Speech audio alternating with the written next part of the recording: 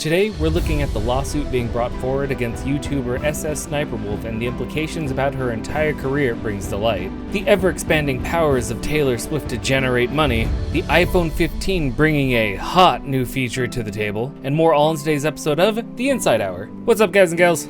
Happy hump day. I don't know about you, but I feel like it's going pretty fast.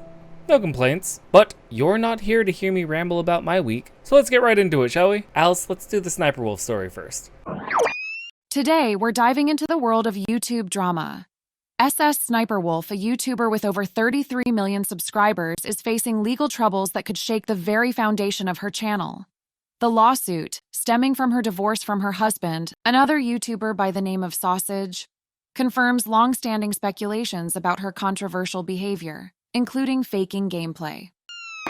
SniperWolf and Sausage. Sort of the Bonnie and Clyde of YouTube, no? Except instead of robbing banks, they're robbing each other of ad revenue. So let's break this down, shall we? First off, SniperWolf, real name Aaliyah Shalesh, and her husband Evan, aka Sausage, were business partners. Together, they formed Channel Red, an Arizona LLC, and agreed to split everything 50-50. And now that their marriage has come to an end, Evan is planning to keep things exactly that. So he's currently suing for 50% of SniperWolf's bag. Allegedly, behind the scenes, Evan was responsible for scriptwriting, directing, gameplay recording, you name it, really acting as the Spielberg of the operation. After their romantic relationship went kaput, Aaliyah allegedly started taking unilateral actions to divert income and lock Evan out of their business relationships. In other words, she changed the passwords on several social media platforms without telling him, prompting Evan to change the passwords to their YouTube channel, inevitably forcing the pair to cave. A real hostage exchange scenario. The lawsuit includes all legal bells and whistles: breach of fiduciary duty, breach of contract, and tortious interference. Interestingly enough, SniperWolf's channel has taken a nosedive in views since their breakup and all the news of her faking and lying about her content came out. Coincidence?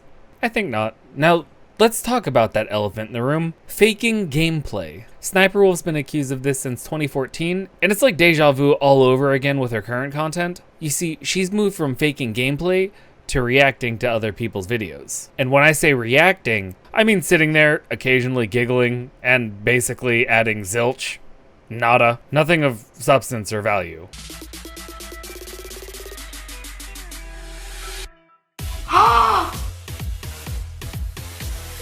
Yeah, there's a lot of that going on. Honestly, it's like going to an art gallery, taking a selfie with the Mona Lisa, and then claiming you co-created because you're smiling next to it. Now, some might argue reaction videos are a form of entertainment, a new genre that's emerged with the digital age. But there's a fine line between homage and highway robbery. And speaking of robbery, let's talk about something real sexy: copyright law. When you're using someone else's content and not adding any transformative value, you're walking on thin ice, legally speaking. Especially because these react channels are starting to draw the ire of a few to a lot of the big channels. Just saying. If you're a reactor, you're playing with matches right now. So SniperWolf could be in hot water not just for her past, but for her present actions too. It's a double whammy, and it could set a precedent for YouTubers who think they can just piggyback on creators' hard work. Oh, and TikTokers, because people, it's a whole different monster over there. Anyways, where was I? Oh, right.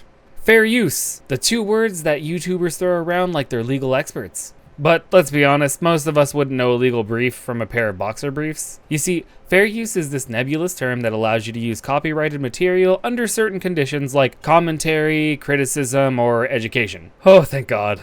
Dodged a bullet on that one. Thing is, it's not a one-size-fits-all kind of deal. Courts look at factors like the purpose of the use, the nature of the copyrighted work, the amount used, and the effect on the market value. Now, in SniperWolf's case, if she wins, it could set the precedent that reaction videos, even those that add minimal commentary, fall under fair use. It's giving a green light to YouTubers to react away, as long as they're not outright stealing and re-uploading content. But if she loses, shockwaves may be felt throughout the YouTube community. Content creators would have to think twice before hitting that react button. It could mean that you actually have to, create something original, or at least add some level of value to existing content. It's still the Wild West out here, and this case could be one of those that finally helps bring some law and order to the net. Pop sensation Taylor Swift recently attended a Kansas City Chiefs game, supporting her rumored beau, Travis Kelce, by wearing his number 87 jersey, in so doing causing the sales of his jersey to skyrocket. So Taylor Swift, the queen of breakup anthems, and now apparently the queen of NFL merch sales, decided to grace the Chiefs game with her presence. Okay, so this isn't some TMZ headline clickbait segment. I actually wanted to discuss the economic phenomenon that this woman is causing. So Kelsey's jersey saw a nearly 400% spike across the Fanatics network of sites, including NFLshop.com. That's right, 400%. If Kelsey's jersey was a stock, Wall Street would be going batshit right now. In addition to all the NFL money, her Eras tour is on track to becoming one of the highest grossing concerts of all time. The woman is a walking economic stimulus package. Even the Federal Reserve Bank of Philadelphia said her tour boosted travel and tourism. Hotel rooms in Philly went for more than $400 a night during her performances. So not only is she boosting jersey sales, she's also single-handedly reviving the hospitality industry. What's next? Is she gonna solve climate change with her next album? I mean, she might have enough money by that point. The Taylor Swift effect is obviously real, powerful as shit, and, well, pretty spectacular. But what do you think? Is this a win-win for everyone, or is this just another example of celebrity culture gone wild? Let me know in the comments below. Up next is a hot topic, quite literally. We're talking about the iPhone 15 overheating issue. Reports are flying in that all 4 models of the iPhone 15 are getting too hot to handle, with temperatures reaching up to 116 degrees Fahrenheit. Okay, so first off, this isn't looking like a just while charging problem. Some users have reported their phones getting too hot even during simple tasks like browsing social media. A Korean YouTuber, Bull's Lab, did some thermal imaging and found temperatures as high as 46.7 degrees Celsius, which is about 116 degrees Fahrenheit for those of us who don't use the metric system. Now, this was during demanding uses like gameplay, but still, if you're on your phone long enough, things will start warming up. Can we just take a moment to appreciate the irony here? iPhone users have been roasting Android for years about overheating issues, and now, well, the tables have turned. Not only is my phone better than yours, they figured out that overheating thing a while ago. Oh, did I mention that it's better than your iPhone? Food for thought. The Supreme Court has once again rejected Alabama's attempt to use a congressional map with just one majority black district. This marks the second time in 3 months that the court has handed a defeat to Alabama Republicans. So, Alabama, a state where roughly 30% of the population is black, tried to pull another fast one. They wanted a congressional map with just one majority black district, which was ultimately rejected, causing the state to bring the case up to the Supreme Court. Now, the Supreme Court went ahead and rejected the state's emergency request to block the lower court ruling that invalidated the newly drawn map. And get this! There were no dissenting votes. Interestingly enough, as it turns out, a new map with the second majority black district could help Democrats in their bid to win control of the House of Representatives in next year's election. So, by trying to suppress the vote, they might have shot themselves in the foot.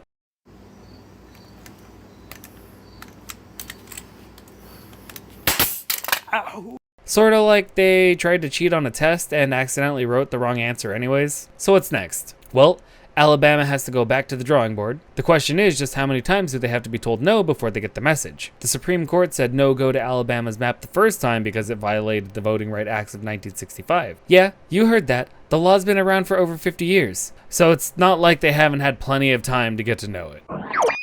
Sony is in the midst of a cyber attack investigation. 2 different hacker groups are claiming responsibility for the attack, and a trove of data has allegedly been leaked onto the internet. Alright, so initially, a group called Ransomed VC claimed that they hacked Sony and were planning to sell the data to the highest bidder because Sony didn't want to pay up. But plot twist, another hacker who goes by the name Major Nelson stepped up and said that Ransomed VC is lying and that he's responsible for the hacks. Major Nelson even allegedly leaked 2.4 gigabytes of compressed data for free, just to prove a point. Now Sony is saying they're investigating, but let's be real, that's corporate speak for we're figuring out how to put a spin on this. Instead of saying they're investigating, what they really should be doing is being transparent about what's at risk. I mean, you owe it to your customers to be upfront about what's going on. We're not just talking about some leaked game codes, we're talking about potentially sensitive personal information. Now, I've seen updates saying Sony claims the hack hasn't happened and that everyone should be safe to use their systems without worry, but proceed with caution, because at this point, I'm not really sure what to believe. So if you're a member of Team PlayStation, be safe. I'm not sure if changing your passwords will help, but it's a start. And maybe get a new debit card if you had one linked to your account. Well, I think we'll end today on that sour note. Don't forget to let me know what your thoughts were on any of today's topics. And if you're new here, hit that like and subscribe button. Really helps out the channel. But until next time, stay weird, stay safe, and I'll see you on Friday.